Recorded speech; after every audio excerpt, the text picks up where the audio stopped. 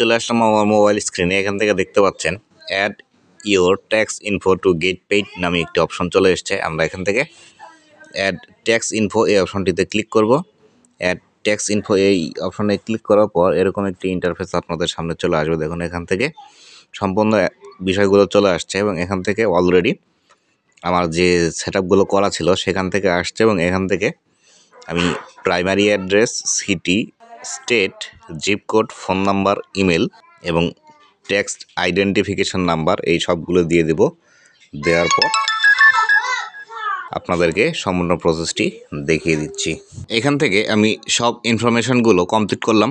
Complete করার পর নিচের দিকে এখানে দেখুন টিকমার্ক করার একটি অপশন আছে। এই টিকমার্ক করার এই অপশনটিতে আমি ক্লিক করব। টিকমার্ক করার অপশনে ক্লিক করার পর এখান থেকে নেক্সট যে বাটনটি ভিজিবল হলো এই নেক্সট এই বাটনটিতে ক্লিক করব। নেক্সটে ক্লিক করার পর এখান থেকে আমাদেরকে ম্যানুয়ালি ব্যাঙ্ক অ্যাকাউন্ট লিঙ্ক করার কথা বলছে। এখান থেকে দেখুন ম্যানুয়াল লিঙ্ক ব্যাঙ্ক অ্যাকাউন্ট। আমরা এখান থেকে ম্যানুয়াল লিঙ্ক ব্যাঙ্ক অ্যাকাউন্ট এই অপশনটিতে ক্লিক করব।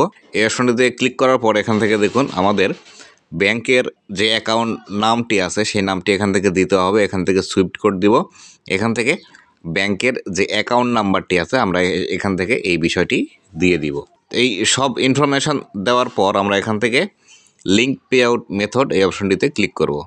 এখান থেকে ট্যাক্স ইনফো যে অপশনটি আছে এই অ্যাড ট্যাক্স ইনফো এই অপশনটিতে আবার আমাদেরকে ক্লিক করতে হবে।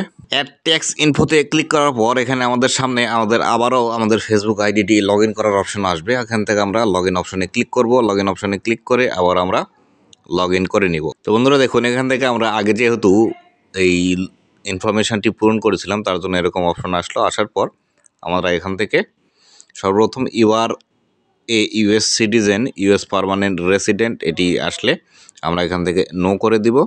আমরা যেহেতু ইউএসের সিটিজেন নয় এবং এখান থেকে you are a acting as a intermediate agent, আমরা এজেন্টের হয়ে কাজ করছি না বা আমরা এজেন্ট হয়ে কাজ করছি না, তার জন্য আমরা এখান থেকে নো করে দেব। কেননা আমরা আমাদের এই ট্যাক্স ইনফরমেশনটি নিজের জন্য তৈরি করছি। এখান থেকে নো করে দেব। নো করে দেওয়ার পর আবার এখান থেকে নেক্সট করে দেব। নেক্সট করে দেওয়ার পর এখান থেকে আমাদেরকে সিলেক্ট সিটিজেনশিপ লেখা আছে, আমরা এখান থেকে ড্রপ ডাউন বাটনে ক্লিক করব। ড্রপ ডাউন বাটনে ক্লিক করার পর এখান থেকে আমরা বাংলাদেশ সিলেক্ট করে দিব। বাংলাদেশ সিলেক্ট করে দেওয়ার পর এখান থেকে নিচের দিকে নেক্সট যে অপশনটি আছে এই নেক্সট অপশনে ক্লিক করে দিব। নেক্সট অপশনে ক্লিক করার পর এখান থেকে পুরো ডিটেলস বিষয়গুলো আবারও আমাদের সামনে আসবে। এখান থেকে আবারও নেক্সট করে দিব। নেক্সট করে দেওয়ার পর এখান থেকে আমরা আবারও নেক্সট করে দিব। নেক্সট করে দেওয়ার পর এখান থেকে 0% যেটি আছে আমরা 0% এখান থেকে সিলেক্ট করে দেব। 0% সিলেক্ট করে দেওয়ার পর এখান থেকে আবারও নেক্সট করে দেব। নেক্সট করে দেওয়ার পর এরকম একটি ফর্ম আমাদের সামনে আসবে এবং এখান থেকে আমাদেরকে একটি টিকমার্কের অপশন দিবে। আমরা এখান থেকে টিকমার্ক করে দেব। টিকমার্ক করে দেওয়ার পর এখান থেকে সিগনেচারের যে অপশনটি আছে এই সিগনেচারের অপশনে আমরা এখান থেকে সিগনেচার করে দিব।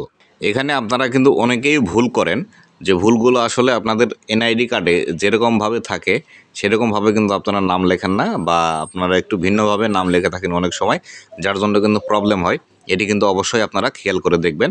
তো আমি এখান থেকে নেক্সট করে দেখি আমার এটি ঠিক আছে কিনা। তো নেক্সট করার পর দেখুন আমার এটি সম্পূর্ণ পেজটি লোডিং নিচ্ছে, তার মানে এটি আমার ঠিক আছে।